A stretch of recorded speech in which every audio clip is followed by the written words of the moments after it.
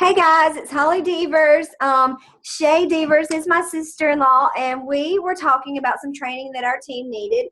And we just decided that we were going to train the trainer because we know a lot of you guys are coming into Plexus and you're kind of new with going on and training people, and you're letting us, kind of train you. But then you don't know how to train other people. And our main, thing in Plexus is duplication. So we want to make sure that you're able to effectively train your downline to be successful as well. And so Shay does an excellent job in her daily job training others, and she kind of really is the one that come up with all of this, and I'm just going to help along the way, but I'm going to go ahead and let her get started. So welcome, Shay Devers. Hey guys, like Holly said, I am the director of training and recruitment for a company here in Birmingham, and so I'm usually always in front of people training employees, so it kind of comes naturally to me. So we do a training with our management and AVPs that's very similar to this, about how to train the trainer, which basically how are you going to manage your new employees. So I kind of adapted it a little bit for Plexus, and so I hope this helps everybody. Holly, are you going to do my slides? Okay, so you can go ahead and start it.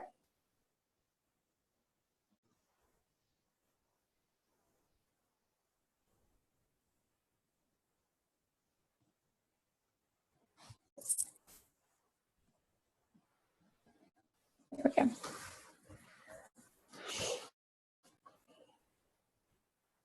Maybe.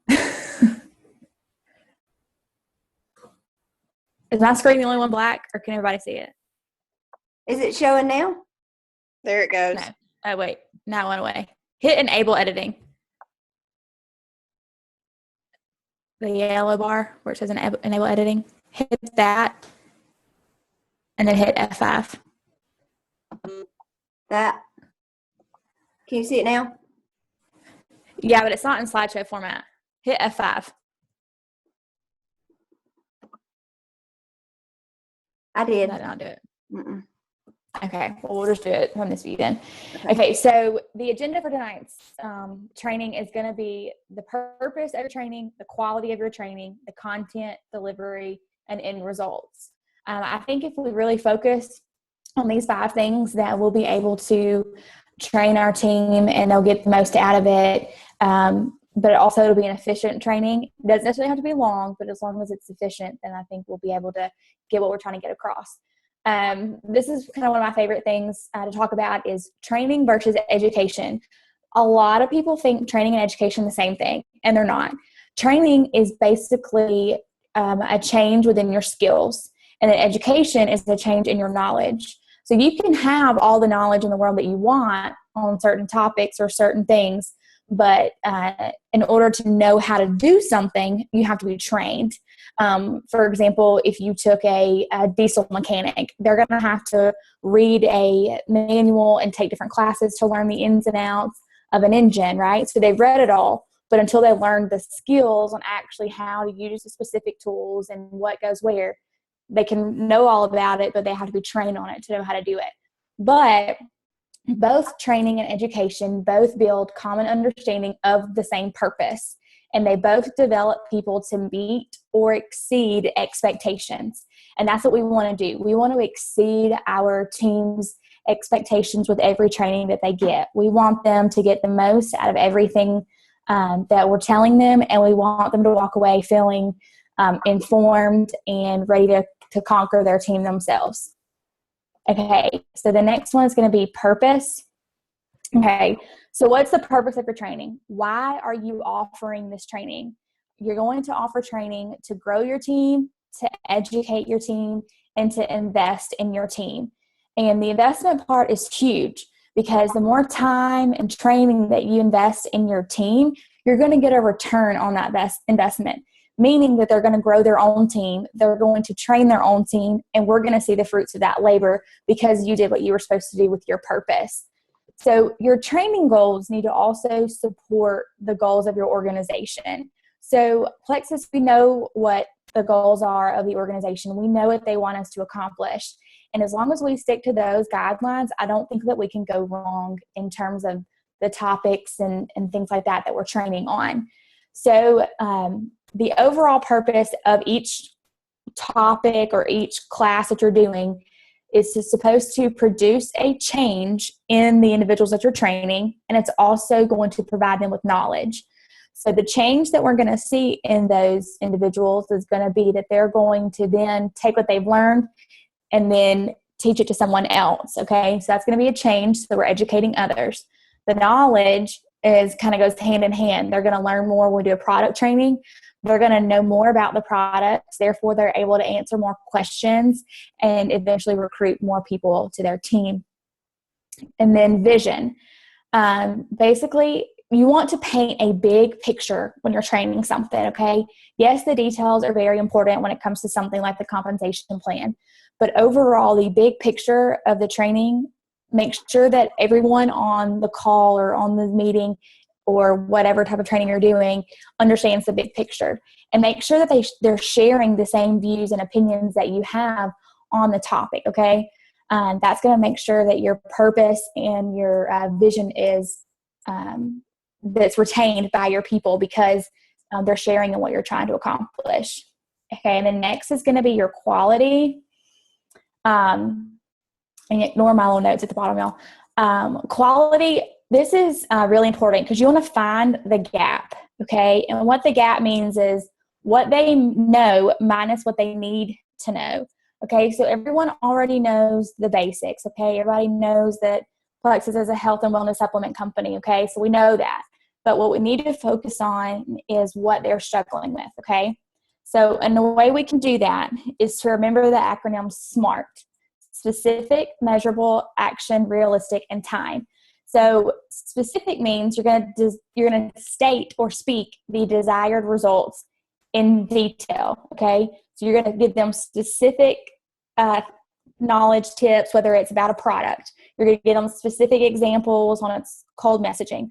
Whatever it is, you're going to give them some detail, okay? Then measurable is going to be, you're going to use language that'll describe what they're going to be learning. And the best example I can give you guys about this is when you're talking about ingredients, try to find something that's relatable, because sometimes people, they don't know what those words mean. Or if we're using an acronym like PV, they're not going to know what that stands for. So that kind of goes a little over someone's head. So you want to make sure that you're using language that they can understand to describe what they're going to be learning about. Action is you're going to describe the action that's needed to be taken. If the action is, hey guys, step out of your comfort zone, pick up the phone, you're kind of give them steps on how to accomplish whatever's needed to be accomplished. Time, or realistic, is exactly what it says. Is it realistic? Can it be achieved?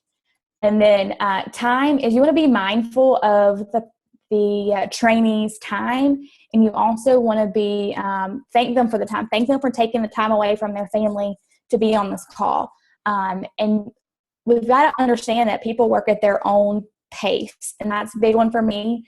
So if I've put somebody on a new ambassador boot camp and the next day they're not, jumping the hoops, that people work at their own pace. And so I think a lot of that has to go hand in hand when you remember that acronym. Okay, the assessments. This is going to be for someone that has a smaller team. I think you want to do like a mini needs assessment or a survey before scheduling a course. And that's basically taking a poll like, hey guys, what do you need? And that's going to help you to really focus on their opportunities for improvements. I don't like to call them a weakness. That people have their strengths and people have their opportunities for improvement. So I think an assessment or a survey will help us to understand what our team really needs. And then also the other part of quality is practical practice, which basically real life scenarios. I'm an example person. If you can give me a scenario, or you can give me kind of examples of what to say to people, I relate better to that. And I think a lot of people will do that as well. And then eliminate what's unnecessary. Okay. If they already know it, you don't have to tell it to them again. And you need to focus more on what they need to know. Approach, Basically, you're going to have an objective. So you're going to want to state the objective of the training. Okay. Then the topic of the training. And then you want to stick to the main points. Okay. And that's kind of what I listed on the agenda. So what your main points of the training are, and then also your final content, which that can just be an overview or an end results or a recap. Okay. So those are just some easy things to remember when organizing your PowerPoints or your content for your training. Okay. And the next is content. Is this Holly? Yeah. Yes. For the content part of it, knowledge really is awareness or understanding of information like the facts, concepts, principles, which are all needed. But we have to kind of have our knowledge. Well, people don't know when they sign up for Plexus the knowledge of the products. They don't even know what all products we offer or how many we have. So we've got to get that knowledge to them. And that's why the trainings like the product trainings are very important. That's why the link for information about the products are. I think there's a product training on my YouTube page that we can send. Kara's doing a product training this week. We could do product trainings as well. I've had the last 2 weeks, different groups of my team have come together and done a couple of product trainings for all the new people that we've had. And so I think that it's really important to have that knowledge, subject matter expertise. Know your products, do your research, and gain attention. Well, that's huge. If we don't know our products, they're not going to go out and talk to somebody in public. They might message somebody and be able to get the answer from one of us, but they're not going to go out and just talk to somebody about the products when they don't even know. I've heard several people call the ProBio 5 the wrong thing because they don't even know how to say it because they're new, which is okay. They just don't know, but they're trying to share it with people. So we've got to make sure that we as trainers are training our new people to be successful, because if not, we're kind of like, hey, join my team. Here we go. I'm going to help you. And then hanging them out to dry, So we've got to make sure that we're staying on top of it. And a lot of our people, we don't know what trainings they've made it to. So stay on top of it. Ask, did you get on that training about products? What training have you been on? Have you been on a new boot camp? If not, can you join, send it directly to that person, because I feel like we're just kind of skipping over some of that, and it's letting people slip through the cracks.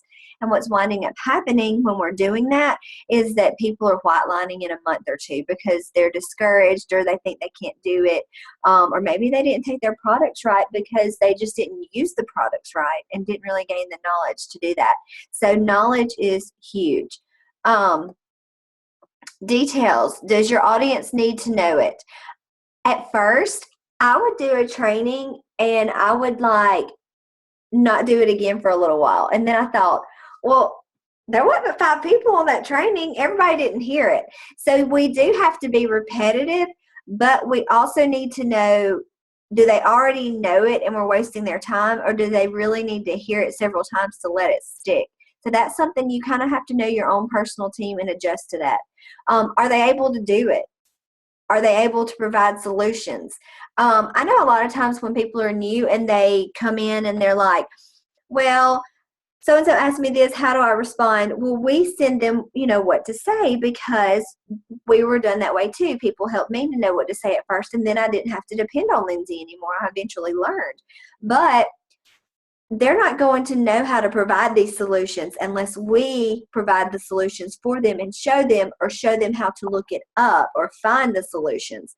So knowing your audience is so huge, because it's knowing your team and knowing what they need. And a lot of times when you start adding a person or two, or you've added maybe 5 in a month, you kind of get lost in who's got what information and what trainings they've got. So make sure that you know, and you can kind of have an organization to keep up, especially your level 1s. And one of the wonderful Diamond Ambassadors through Plexus said a great tip would to be treat your levels 1 through 3 just like your level 1, because your level 2 may be the runner instead of your level 1. So make sure that you're connecting with those as well. I would like to say, when you do that, if you would go ahead and keep your level 1 in the loop as you message your level 2, put everybody in the same message together so everybody's there, instead of your level one feel like you're going over their head, or if they don't know as much, and I've been guilty of doing that too. I'll send a level 2 or 3 a message and say, hey, you're on my mind, checking on you. I didn't mean anything by it, but I don't want to ever offend one of you guys either, I'm just trying to help your team. So some people are kind of funny about it. You might want to go ahead and put, their upline in the message and just kind of loop everybody in. That way, if people start asking questions, we all kind of know what's going on with it. And a lot of times, if your level 2s message me, I'll send you a message and say, hey, so-and-so asked about this. I just want to keep you in the loop to see what we're working on, so you would know. Delivery. Guys, this is the most important thing ever for when you train. Delivery, your attitude, the way you come across, the way your facial expressions are, the excitement, the tone in your voice. Your audience can definitely tell if you're truly sincere just by the tone in your voice. It really makes the biggest difference in the whole world. And I know I've been on trainings before, and people are like, well, this is it, and this, if you don't do this, you're just not going to be able to do it. Now, if I talk to you guys like, well, Brianne, if you don't do this, if you don't message your 531, and if you don't do this, you're going to get surged and you're going to quit. Is that real motivating to you? Do you want to come and message about 5 people, or much less 10? No. But if I'm like, Brianne, you can do this. People do it every day and they're successful. You have what it takes to be a diamond. And if you do your 10, 6, 2 every day, you'll be a diamond this year. I know it. That motivates people. So the way you talk to people and the tone in your voice is huge. And I can't say it enough. It's even not about as much of what you say to them, but your facial expressions and how you say it is what matters so much more. And it's important that when you're talking to people to be on these Zooms. If you've ever messaged somebody and they message you back and you feel like they're being smart with you, but it might just be their personality, so it's not them really being short, but you take it as short, you cannot read people through stuff like that. It really does take seeing people face to face, that voice contact through sending voice messages, and really hearing the excitement in people's voice that really changes everything in training and helping your people. I think if I click this link, this will help on vocal clarity, right, Shay? Am I supposed to watch this? Yes, it's just like a minute video. I may have to right click it. Is it gonna let me? Well, we're not in a PowerPoint. We're not in a slideshow view, so it may not let you. I can message it to everybody if I need to. Yeah, we'll do that. And now I'm messing with stuff. I don't even know what I'm doing. Okay. Eye contact. Your audience will know if you're distracted. One time when I was in high school, this girl, and she went to a different school than me, and she came up and she was like, I cannot even carry on a conversation with you because you keep looking at the people behind me. And I was like, oh, that just took on my toes, but she's so right. I'm just a little bit ADD. And I was like, I was looking at people, I didn't really want to talk to her. And I was like, and now you better believe to this day, 10 years later, she comes up to me. I'm like, hey girl, what you doing? What's your name? I'm all about some eye contact. I have never forgotten that. So make sure eye contact is huge. Don't just be a normal conversation. Don't be like me, like a weirdo, and stare them down. But make sure that you don't seem distracted, because they'll feel like you're just trying to sell them something instead of really sharing with them. Appearance. People's perception is their reality. It really is. You can, I'm not saying that you have to dress up and wear makeup every day or anything like that. But at the same time, if you're going to come and lead a meeting, at least, have your home hair a little bit fixed, get you on a little plexus shirt or something, and look like you're excited to be there, not, just like, oh, I got to do this. I wish I was asleep instead, that kind of thing. So make sure, because what they see, it kind of is, is their perception is their reality. Relate it to something they know. Where were you going with that one, Shay? Relate it to something they know. For appearance. For appearance. I was going to talk to you about, in the corporate world, they always say dress for the job that you want, not the job that you have. You can always relate it to that type of phrase is kind of what I was going with that. I probably should have worded it a little differently. Sorry. No, you're good. That's good because that's even what like Julia would say when we went to that, where did we go in Nashville? Super Saturday. So she was like, she even told me, she was like, make sure you wear something cute. You're going to, be greeting people and talking to them, So, she wanted us to, dress up a little bit, not just come in my T-shirts and tennis shoes. And she wanted to see, people to see me dressed up and excited, that I shared Plexus with people. So, if there's anything, just have fun. Humor is good. Icebreakers are okay. Rehearsing, timing is definitely important. Make modifications when you need to. It doesn't have to be perfect. This is definitely not perfect, but I feel like sometimes too perfect is too fake, So if it don't go as smooth, that's okay because it's real. And to me, real is relatable. And vulnerability is attractive, guys. Being vulnerable is so attractive to people. We may put out that everything's just perfect, but when you start being vulnerable on Facebook especially, and sorry, I've been sick, sharing things like, I was on anxiety medication. I had a problem. Plexus helped me get off of that. I was very reluctant about sharing about my anxiety on Facebook, and I did not want anybody to know I was on medication because I thought everybody would think I was crazy. But now that I know,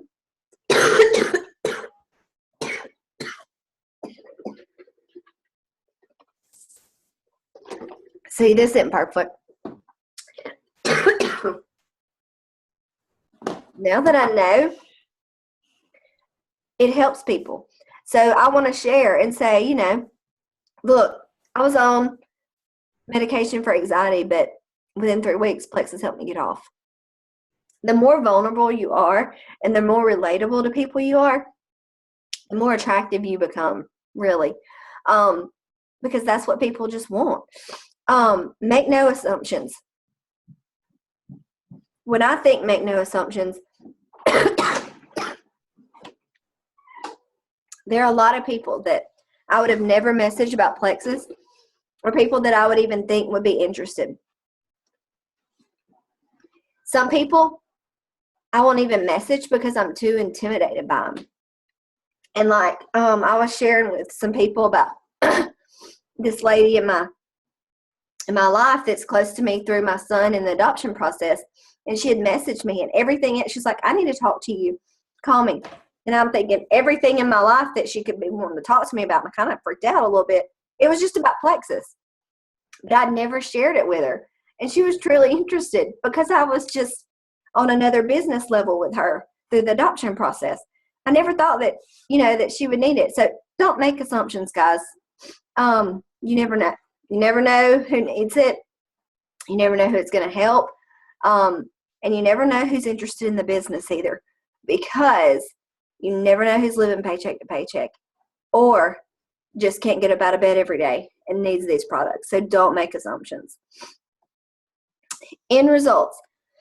Hold on, Holly. Let me hit back on the no assumptions real quick. One thing that I want to point out to you is when you're training your team, and what I mean by no assumptions is don't assume that they know everything, and don't assume that they don't have any questions. So when you ask a question, a good rule of thumb is to count to 7. It might be awkward for a little while. There might be some silence, but if you'll just count to yourself, not out loud, obviously, just count in your head till 7, and that way you would give people time to think about the question and maybe formulate an answer. So if you're asking, what would you say to a customer that complained about shipping? Maybe you want somebody to dialogue with you from a training standpoint, then, and it's quiet and nobody's saying anything, don't assume that they would already know. Now, if you count to 7 and nobody responds, then you can carry on with your training and say, well, here's an example of what you might say. So when I mean don't make assumptions is that they know everything. Don't be afraid to ask questions and let it get a little socially awkward and quiet for a few seconds. It'll be okay, I promise. Go Oh, ahead. that's good. Yeah, that's good stuff. Let me see if I can. All right. Let me see if he'll let me. There we go. End results. All right. You want to finish it? Yeah. So basically what you're going to do is you're going to confirm your expectations with your group that you're training. Okay. Confirm with them that they understand what you're asking them to do. And then also set a goal for yourself or even your team. And say, okay, guys, our team goal is to add 5 people, or our team goal is to have another training in 3 days. And then also don't be afraid to ask their overall satisfaction, because you want to make sure your training is informative yet effective.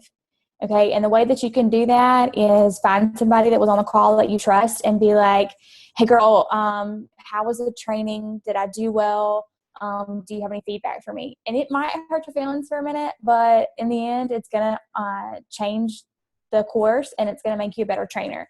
And ask for feedback, obviously, and encourage discussion with your people that are on your call.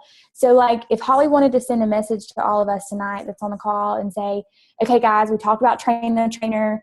Here's a discussion question. I'd love to hear your thoughts on this, because it's going to make them think back on the training and actually they're going to retain that information that you shared with them, because they're having to think about it again. That's why a lot of times if you go to conferences or offsite trainings with work or anything like that they always send a survey or a training evaluation within 24 hours, because it's going to make you recall the data that you learned and also think about the conditions of the training.